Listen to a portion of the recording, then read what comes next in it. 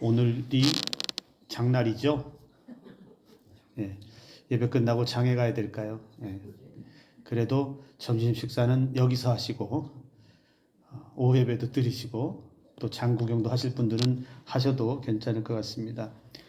저는 어려서부터 5일장 이 재래시장이라고도 하죠. 여기 가는 걸 되게 좋아해요. 아니 뭐 사고 싶은 게 있어서 가는 건 아니에요. 그냥 어떨 때는 그냥 빈손으로 그냥 한 바퀴 훅 둘러보고 오는데도 그냥 재래시장 가서 구경하는 걸 되게 좋아합니다. 서울에 가서도 참 많이 갔던 시장이 이제 그 신당동의 중앙시장이라고 있고 또 살던 데에 그 앞에 이제 약수시장도 있는데 거기를 그냥 아무 일도 없는데 그냥 가면서 이 사람 저 사람 구경을 하는 게 대단히 재밌습니다. 여러분들도 장날에 가면 그런 느낌일지 모르지만 저는 왜 재래시장을 더 좋아하냐면 여기에 사람들의 사는 모습이 보입니다.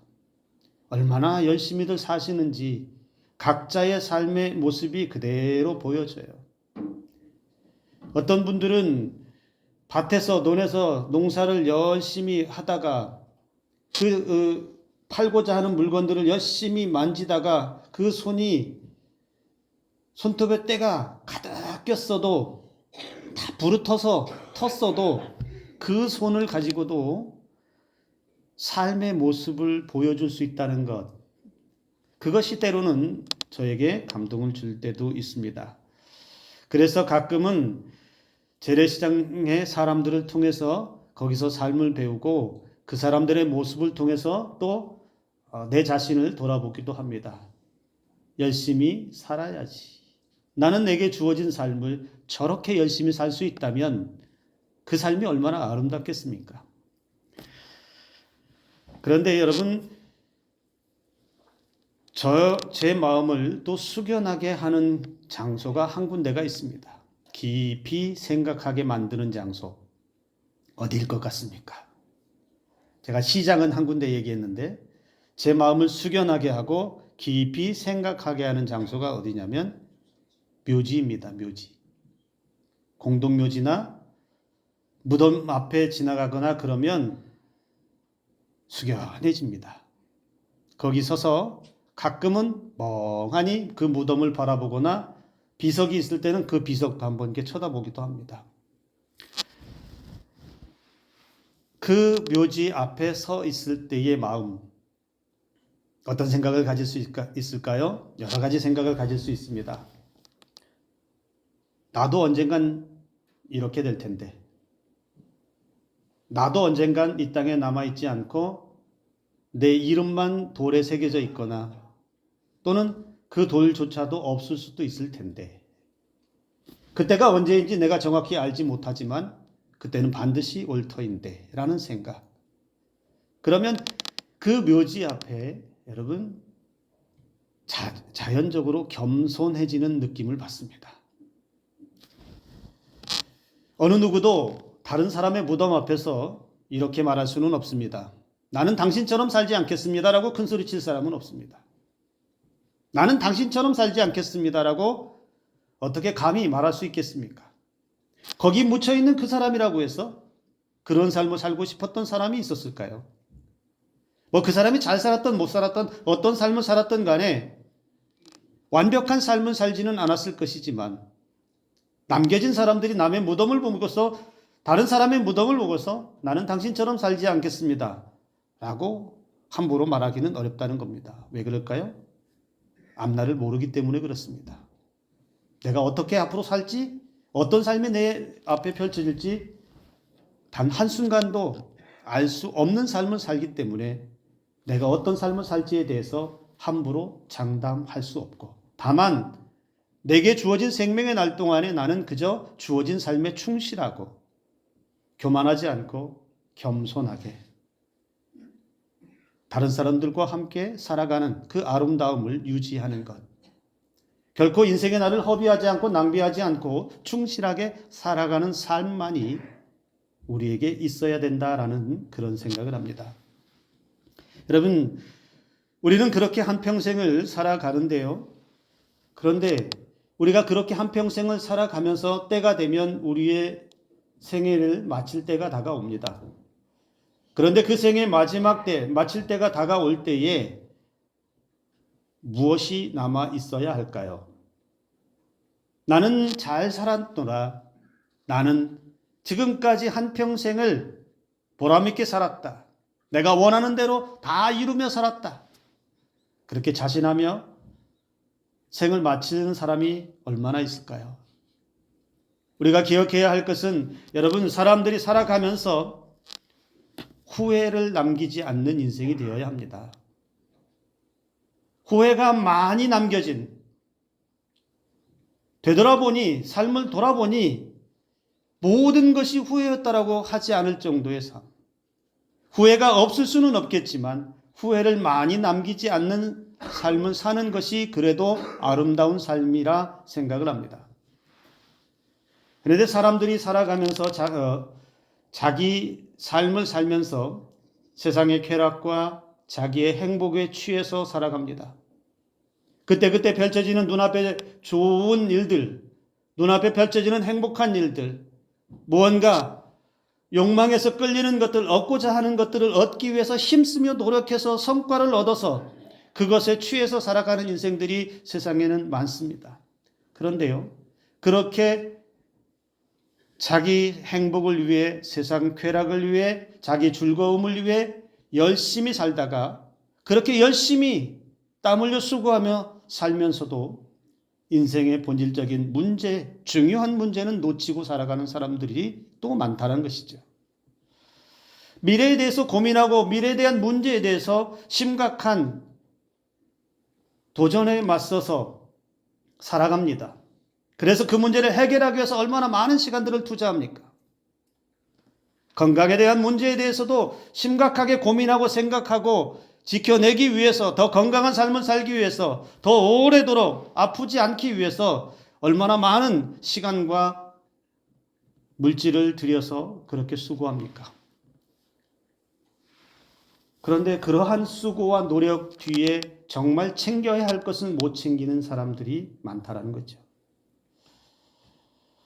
아이러니하게도 여러분, 평생 행복한 삶을 우리는 쫓아다니다가 행복해지기 위해서 살다가 보람된 삶을 살다가 오히려 잃어버린 것이 더 많다는 것입니다.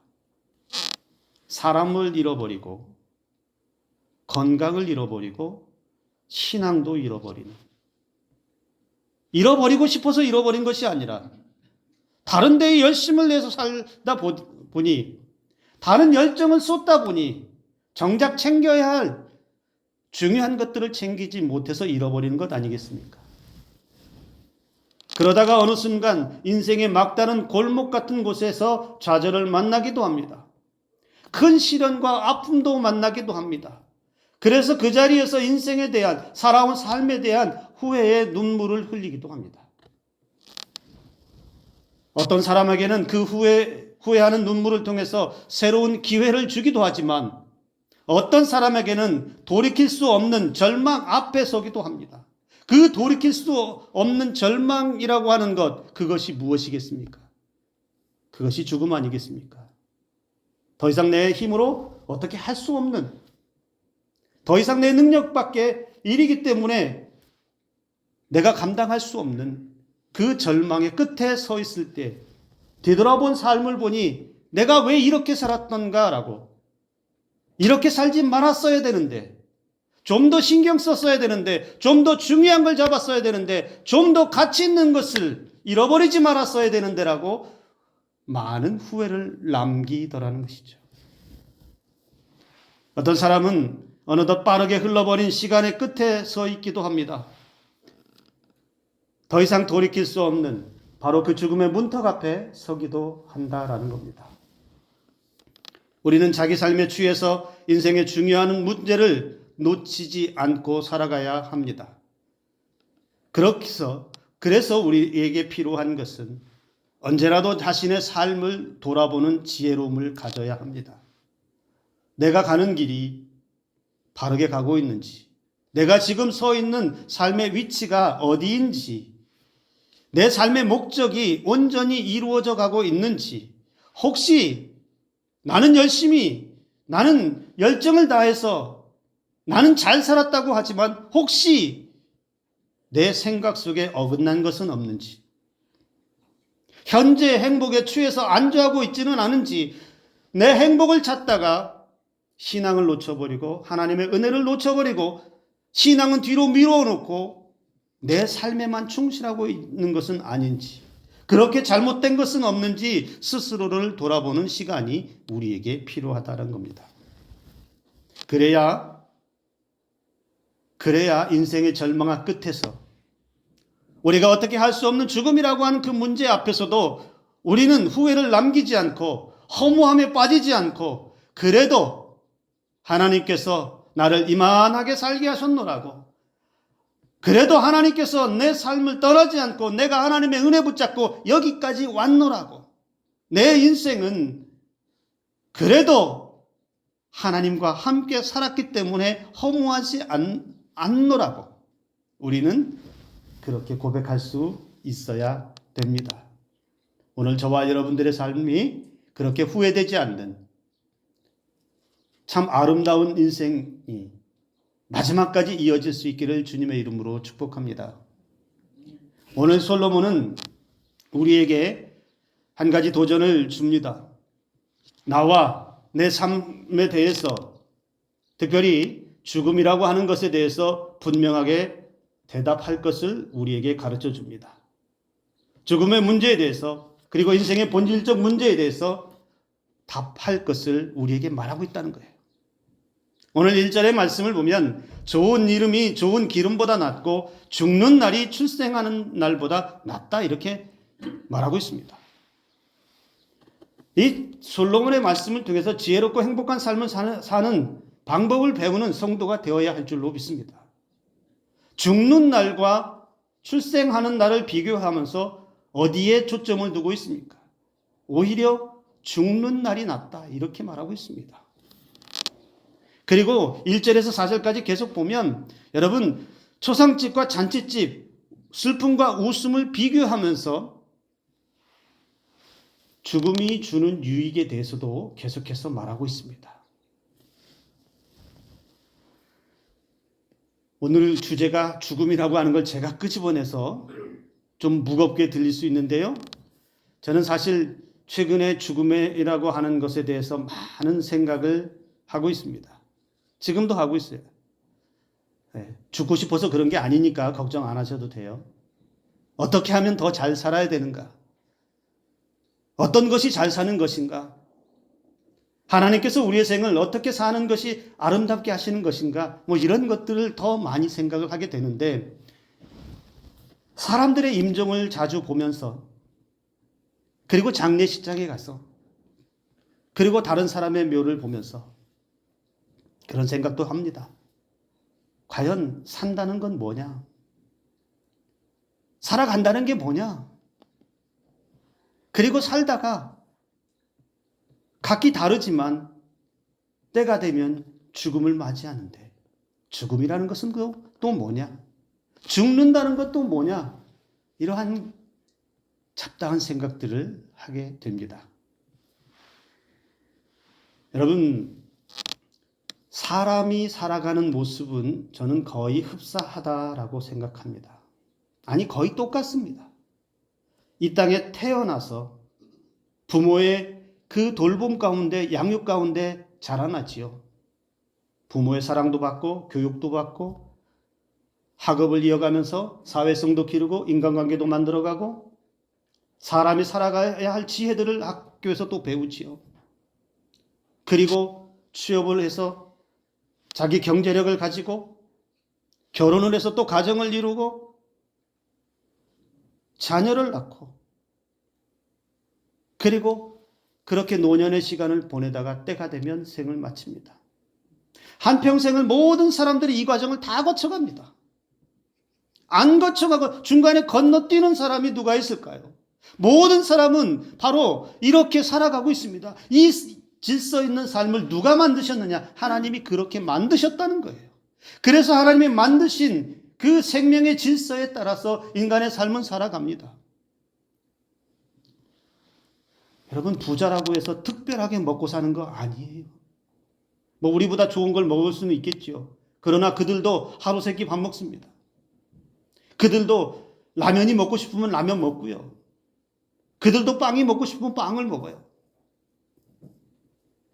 그들이 좋은 곳에 가는 것 같아도 우리도 일상의 삶에서 때로는 좋은 구경하고 싶을 때 하고, 여행을 가고 싶으면 여행 가고, 이러한 삶들이 우리 인간의 삶에 다 펼쳐져 있어요.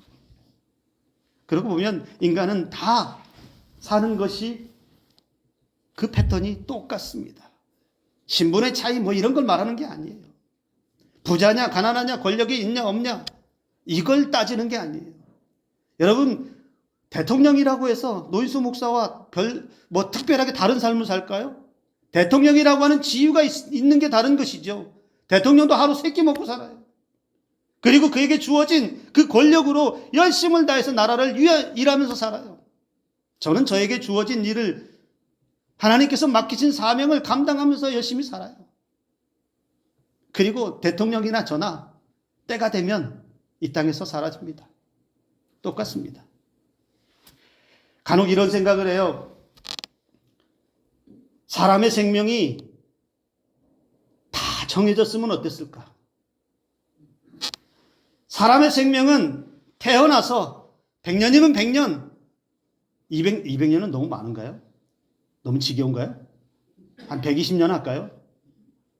한 120년. 120년만 딱 살고 그 사이에 죽지도 않고 120년까지 딱 살면 120년 되는 해에 그냥 하나님 나라 가는 걸로 딱 정해졌다면 어떻게 될까요?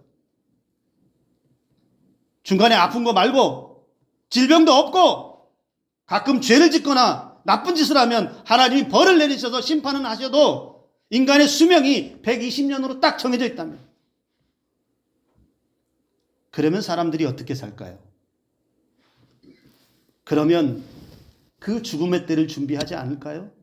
그리고 그 죽음을 막기까지의 삶에 그래도 자기의 삶에 충실하게 살다가 죽음 때문에 아둥바둥하지 않고 120년이면 어차피 내 생명이 끝나는 날인데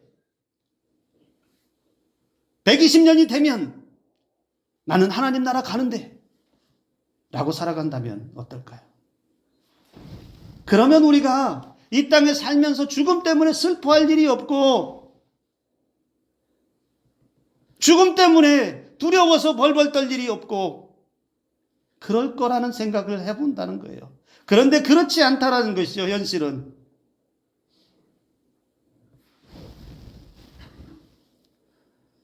너무 빠른 죽음 때문에 슬퍼하는 사람들이 있고요. 얘기지 못한 그 아픔 때문에 고통하는 사람들이 있고요. 앞을 내다볼 수 없기 때문에 자신의 삶에서 큰 소리 칠 수 있는 사람이 없고, 그날 주시는 그 은혜에 족하면서 만족하면서 살아가면서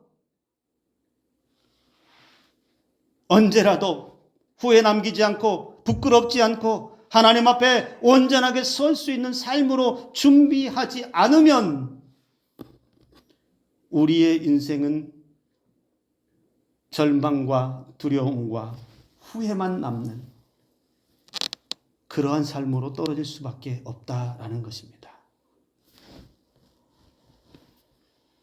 여러분, 레프 톨스토이가 이 죽음에 대해서 이런 말을 남겼습니다. 인간은 죽음을 준비할 때 비로소 제대로 살기 시작한다.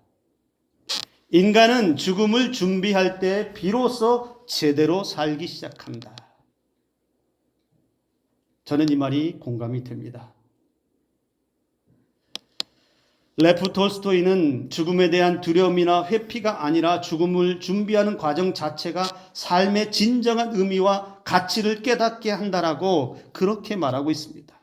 죽음이라고 하는 것 앞에서 자신의 삶을 돌아보고 반성하며 물질적인 것보다 정신적이고 영적인 가치에 집중하게 될 때 비로소 더욱 진실되고 의미 있는 삶을 살 수 있다라는 가르침입니다. 또 노장 사상의 대표주자였던 장자는 죽음에 대해서 이렇게 말을 합니다. 삶과 죽음은 하나이며 자연의 흐름을 거스르지 말라. 삶과 죽음을 우주 자연의 거대한 순환 속 일부라고 보았어요. 탄생과 성장은 삶의 과정이고 죽음은 또 다른 형태의 변화로 나아가는 자연스러운 이치라는 겁니다. 죽음을 두려워하고 거부하려고 하는 것보다는 자연의 필연적인 흐름으로 받아들이고 순응할 때, 즉 우리는 하나님의 섭리로 받아들일 때 인간의 생사화복을 주장하시는 하나님의 섭리에 따라 가는 것임을 우리가 기억하고 있고 그것에 따라서 살아간다면 거기에 진정한 자유와 평안이 있다라고 장자는 말하고 있습니다. 우리는 흔히 장례식장에서 저도 이제 그런 설교를 하지요. 죽음을 통해서 인간의 생명이 끝났지만 이것이 우리의 완전한 끝이 아니다.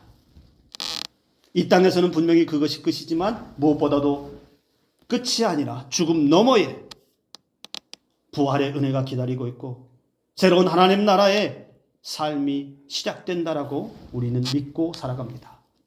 그렇다면 여러분, 오늘 저와 여러분들이 그 죽음 앞에서도 두려움이나 불안이나 슬픔이나 이런 것들이 아니라 후회되지 않는 삶을 남기면서 하나님 앞에 부끄럽지 않은 삶으로 서서 언제든지 뛰어넘을 수 있는 그러한 신앙과 삶으로 살아갈 수 있기를 주님의 이름으로 축복합니다. 어느 누구도 큰 소리 칠 수 있는 사람은 없습니다. 성경은 분명히 우리에게 말하고 있습니다. 말씀했습니다. 한 번 죽는 것은 사람에게 정해졌다. 히브리서 9장에서 말했습니다. 그 이치에 따라서 각각의 삶은 다르지만 우리는 하나님의 섭리에 따라 살아갈 뿐이다라는 것이죠. 그래서 여러분, 오늘 우리는 다시 한번 죽음에 대해서 죽음이라고 하는 그 이 문제 앞에서 우리는 대답할 수 있어야 합니다. 두려움이 아닙니다. 슬픔이 아닙니다. 절망이 아닙니다. 끝이 아닙니다. 오히려 죽음 앞에서 담대하고 진실하고 세상에 그 어떤 가치보다 더 소중한 것을 붙잡을 수 있는 지혜가 저와 여러분들에게 넘쳐나야 될 줄로 믿습니다. 그래서 솔로몬은 또 가르쳐 줍니다. 초상집에서 지혜를 배우라. 솔로몬의 가르침, 초상집에 가는 것이 잔치집에 가는 것보다 낫고 지혜자의 마음은 초상집에 있다. 그러나 어리석은 우매한 사람들은 혼인집, 잔치하는 집에 있다라고 그렇게 말해주고 있습니다. 먹고 마시고 즐기는 삶보다 그렇게 흥청망청 자기 자신을 위해서 즐거움을 얻기 위해서 사는 삶보다는 다른 사람들을 위해서 슬퍼해 줄 수 있고 공감해 줄 수 있고 그 사람들을 위로해 줄 수 있는 이 삶이 훨씬 더 좋은 삶이다. 훨씬 더 가치 있는 삶이다.